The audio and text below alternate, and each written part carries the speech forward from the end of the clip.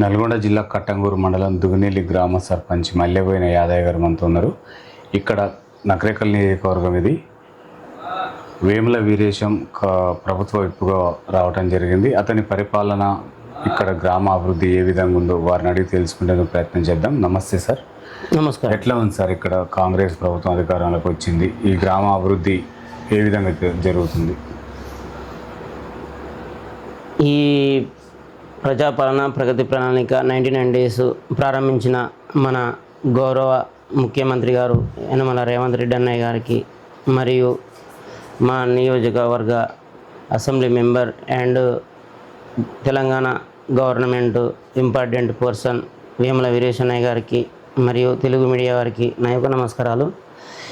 ఈ ప్రజాపాలన ప్రగతి ప్రణాళిక ప్రారంభించిన ముఖ్యమంత్రి గారు మంచి డిసిజన్ తీసుకోవడం, ప్రజల యొక్క అవసరాలని, ప్రజల యొక్క ఏం కోరుకుంటున్నారు అనేది, వారి యొక్క ప్రజల యొక్క డ్రీమ్ ఏంటిది, రాష్ట్రాన్ని ఏ విధంగా ముందుకు నడపాలనే డ్రీమ్ ఏంటిదని ఒక ప్రణాళికని ఏర్పాటు చేయడంలో ఇదే ప్రజల ప్రగతి ప్రణాళిక.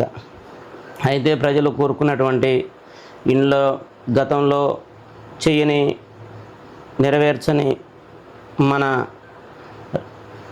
ముఖ్యమంత్రి రేవంత్ గారు నెరవేరుస్తూ అవి ప్రజల కావలసినటువంటి ఇండ్లు కానీ, రేషన్ కార్డులు కానీ, సన్నబియ్యం కానీ, అదే రైతులకు కావాల్సినటువంటి రైతు బంధు ఒక్కొక్కటి స్టెప్ బై స్టెప్ 1 by 1 నెరవేర్చుకుంటూ గ్రామాన్ని, ఈ రాష్ట్రాన్ని ఏ విధంగా ముందుకు నడపాలని, అప్పుల బాధలో ఉన్నటువంటి రాష్ట్రాన్ని ముందుకు ఏ విధంగా తీసుకెళ్లాలని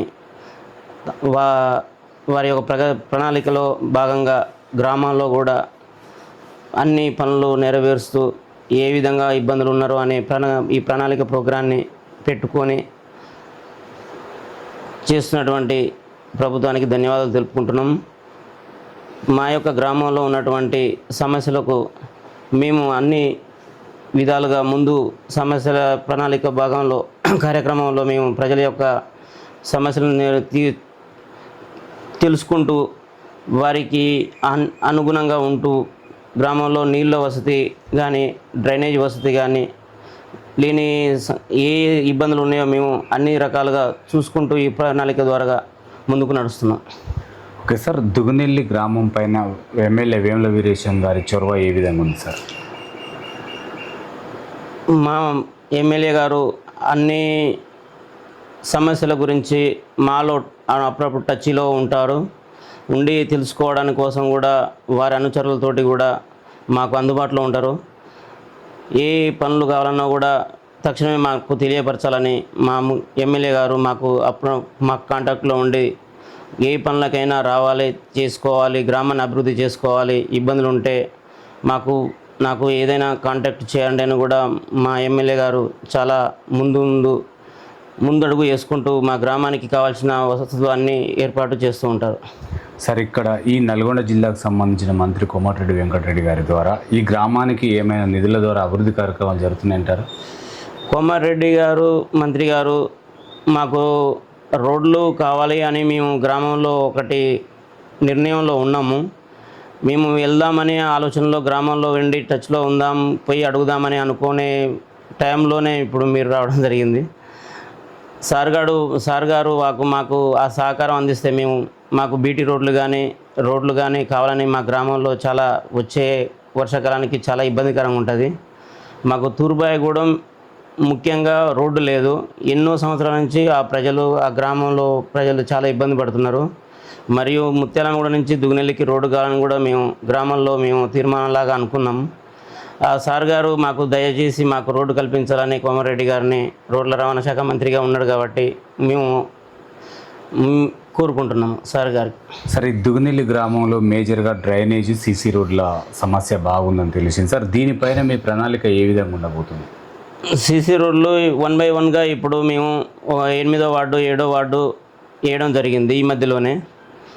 మరియు ఇప్పుడు రోడ్ల విషయంలోనే మేము కలవాలనే ఉద్దేశంలోనే ఉన్నామన్నమాట. కోమరెడ్డి సార్ని కలవాలని అనుకుంటున్నాం. సరే, ఈ దుగునెల్లి గ్రామంలో ఉన్న రైతులకు కానీ, నిరుద్యోగ యువతకి మీరు ఇచ్చే సలహా సూచనలు ఏంటి సార్? నిరుద్యోగ యువతి పరంగా చేసుకోవాలంటే సెంట్రల్ గవర్నమెంట్ ప్రోత్సాహం చాలా అవసరం వస్తుంది. ఇందులో ఉద్యోగ అవకాశాలు లేక నిరుద్యోగులు అనేవాళ్ళు చాలా మన రాష్ట్రంలో వెనుకబడి ఉన్నారు అన్నది వాస్తవం కనబడుతుంది. దానికి సెంట్రల్ గవర్నమెంట్ సహకారం లేక రాష్ట్ర ప్రభుత్వంలో ఉన్నటువంటి నిరుద్యోగులకు కొన్ని చాలా ఉద్యోగాలు ఇచ్చింది మన రేవంత్ రెడ్డి సర్కారే ఇచ్చిండ్రు. అలాగే సెంట్రల్ గవర్నమెంట్ సపోర్ట్ ఉంటే ఇంకా ఉద్యోగాలు ఇచ్చే అవకాశాలు మన రాష్ట్ర ప్రభుత్వానికి ఉంటుందని నా యొక్క అభిప్రాయం.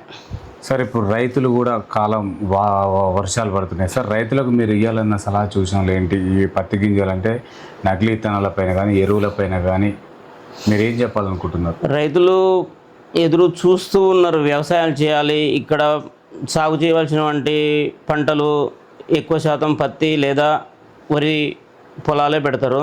అయితే ఇప్పుడు వర్షాలకు ఎదురు చూడడం, ఏదో ఎల్నినో అని రాబోతున్న ఇబ్బందుల్లో ఎదుర్కోవడానికి సూచనలు కూడా ప్రభుత్వం ఇస్తూనే ఉన్నది.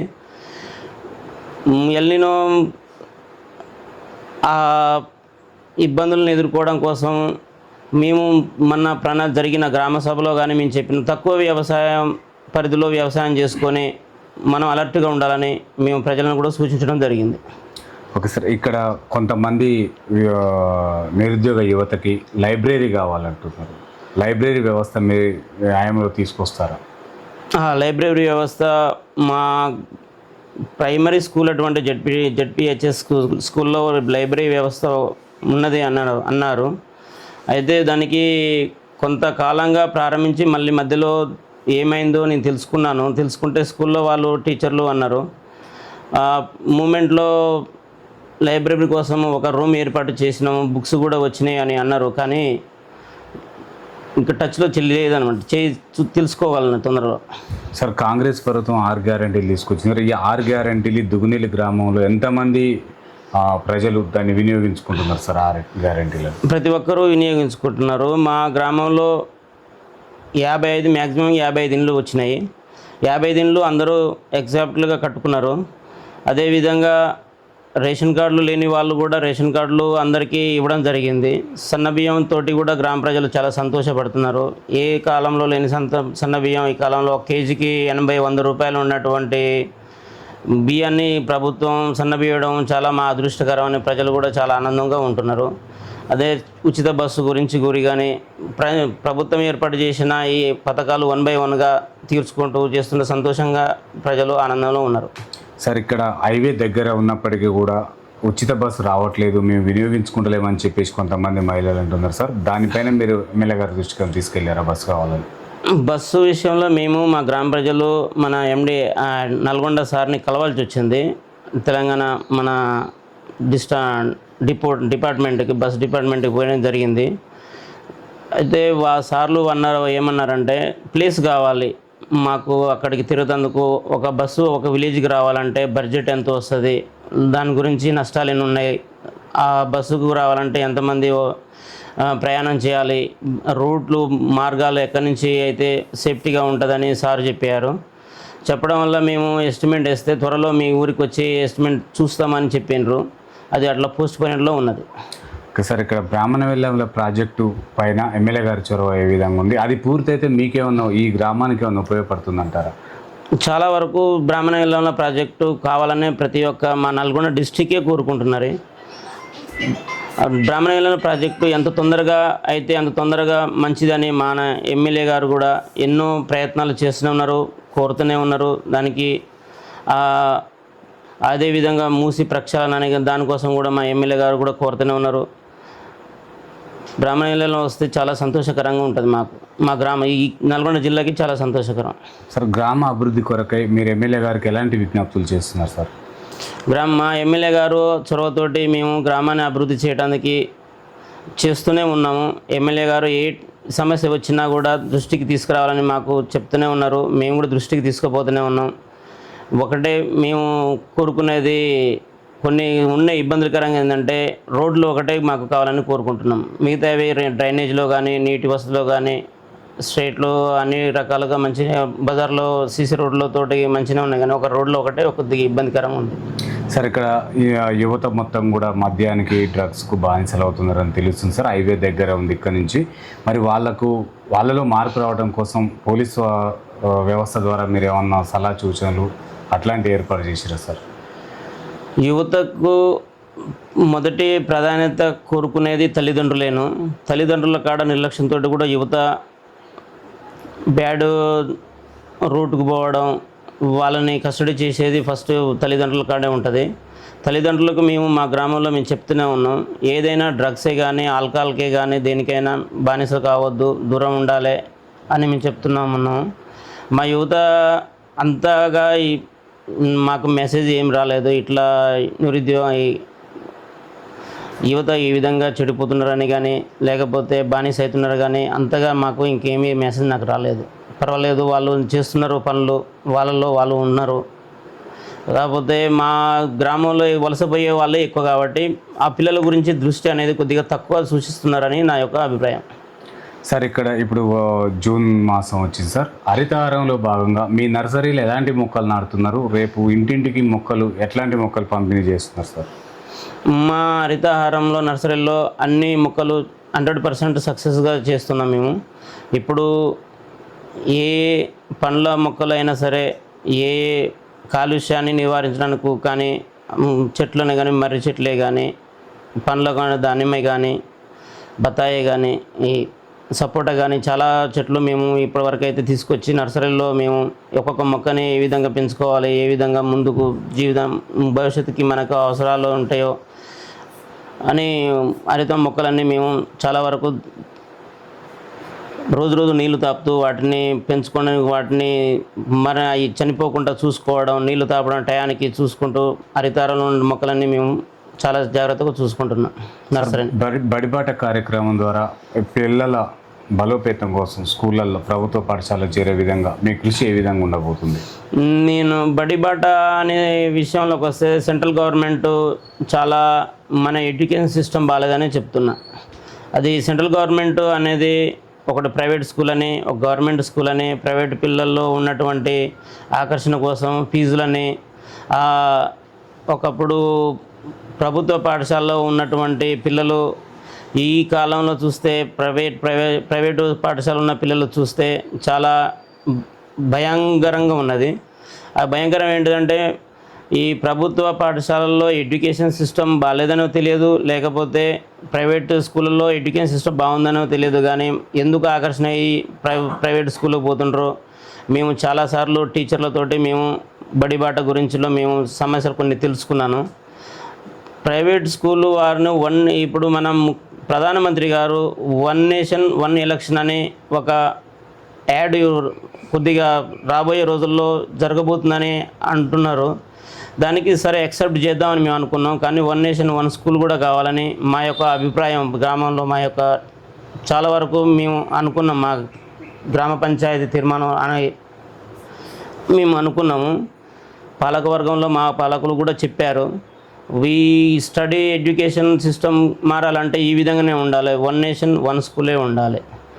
1 నేషన్ ఈ ప్రైవేట్ స్కూల్ అనేది ఎప్పుడు మొదలైందో తెలియదు కానీ ఆ ప్రైవేట్ స్కూళ్ళ వల్ల అంతరించిపోతుంది మన గవర్నమెంట్ స్కూళ్ళు. గవర్నమెంట్ స్కూళ్ళ కోసం పాటుపడాలంటే ఈ ప్రైవేట్ స్కూళ్ళని మనం ఒక చర్య తీసుకోవాలని, దానికి మన సెంట్రల్ గవర్నమెంటే దాన్ని చర్య తీసుకోవాలని కోరుతున్నా. ఓకే సార్, ఇక్కడ అభివృద్ధి కార్యక్రమాలపైన మీరు ఎప్పుడు పూర్తి చేస్తారు? కొన్ని పెండింగ్లో ఉన్న సమస్య అభివృద్ధి కార్యక్రమాలు అఫ్కోర్స్ నేను ఇప్పుడు వచ్చి జనవరి 6 మంతే అయింది, ఇంకా నాకు టైం ఉంది. దానికి మన ఎమ్మెల్యే గారు చాలా మాకు సహకారం చేస్తారని నాకు నమ్మకం ఉంది.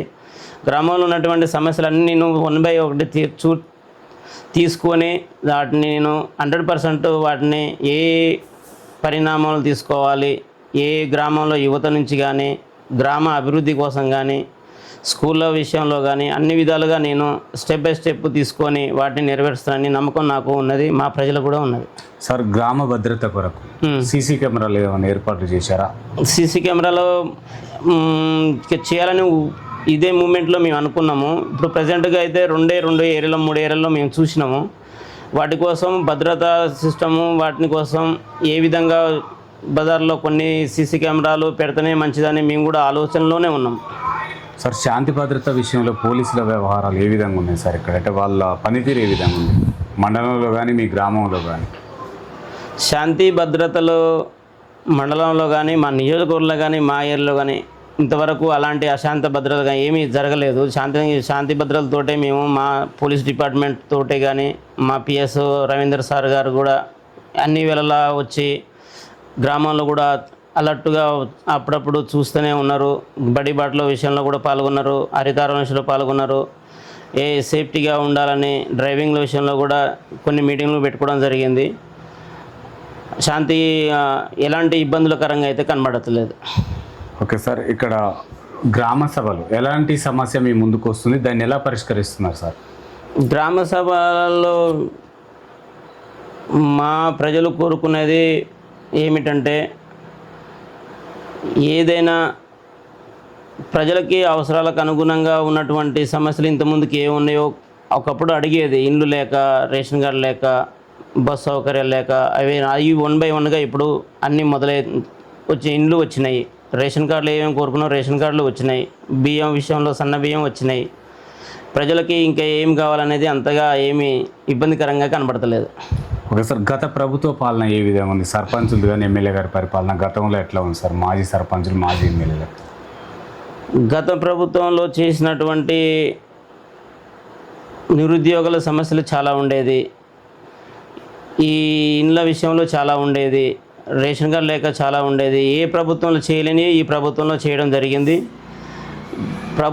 గత ప్రభుత్వంలో చేసిన అప్పులకే ఈ రాష్ట్ర ప్రభుత్వం ఇప్పుడు ఎందుకు ముందుకి ఏ విధంగా రాష్ట్రాన్ని ముందుకెళ్ళాలని మన ముఖ్యమంత్రి గారు $3 ట్రిలియన్ విషయంలో ఆ లక్ష్యంతో ఆ గోల్ తోటే మనకు సూచనలు మా ఎమ్మెల్యే గారు మాకు ఇవ్వడం, ఎమ్మెల్యే గారికి ముఖ్యమంత్రి గారు సూచనలు ఇవ్వడం, ఆ ప్రభుత్వం చేసిన తప్పులు మనం చేయొద్దని నిర్ణయంతో ఇప్పుడు ప్రభుత్వం నడుస్తుంది.